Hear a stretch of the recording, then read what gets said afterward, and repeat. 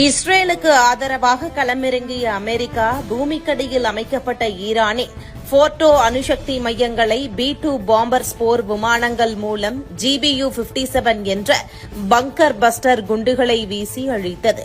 மொத்தம் 14 குண்டுகளை கொண்டு அமெரிக்கா அந்த அணுசக்தி மையங்கள் மீது ஈரானுக்கு அதிர்ச்சி வைத்தியம் அளித்தது.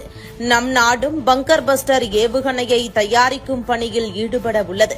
இது அமெரிக்காவின் பங்கர் பஸ்டர் குண்டை விட பல மடங்கு ஆபத்தானது என்ற பரபரப்பான தகவல்கள் வெளியாகியுள்ளது. அமெரிக்காவுக்கு நிகராக நம் நாடும் பங்கர் பஸ்டர் ஏவுகணையை தயாரிக்கும் பணியை தொடங்கியுள்ளது. இது அமெரிக்கா உள்ளிட்ட பல நாடுகளை வாய்ப்பிழக்க வைத்திருக்கிறது. அதாவது நம் நாட்டிடம் ஏற்கனவே கண்டம் விட்டு கண்டம் பாயும் அக்னி-5 ஏவுகணை உள்ளது. இந்த ஏவுகணையை மத்திய பாதுகாப்புத் துறையின் நிறுவனமான DRDO தயாரித்திருந்தது. இந்த அக்னி-5 ஏவுகணையில் சில மாற்றங்கள் செய்து அக்னி-5 பங்கர் பஸ்டர் ஏவுகணையை தயாரிக்கும் பணியை DRDO தொடங்கியுள்ளது. இதன் மூலம் எளிமையாக இருந்த இடத்தில் இருந்து கொண்டே இலக்கை நோக்கி அந்த ஏவுகணையை அனுப்பி வைக்க முடியும். அது மட்டுமின்றி அமெரிக்காவின் பங்கர் பஸ்டர் குண்டு 13,000 கிலோ எடை கொண்டது. அதில் 3,000 கிலோ மட்டுமே வெடிபொருள் இருக்கும். ஆனால் நம் நாடு தயாரிக்கும் பங்கர் பஸ்டர் ஏவுகணையில் வெடிபொருள் மட்டுமே 7,500 கிலோ இருக்கும். எனவே அமெரிக்காவின் பங்கர் பஸ்டரை விட நம் நாட்டின் பங்கர் பஸ்டர் ஏவுகணை பெருத்த சேதத்தை ஏற்படுத்தும்.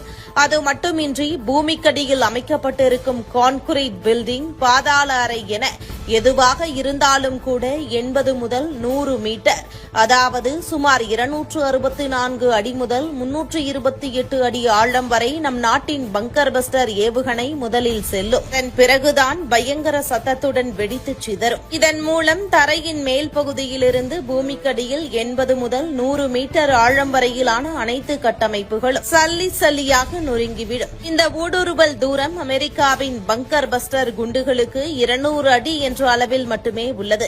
ஆனால் நம் நாட்டின் பங்கர் பஸ்டர் ஏவுகணைக்கு 328 அடி என்ற அளவு உள்ளது.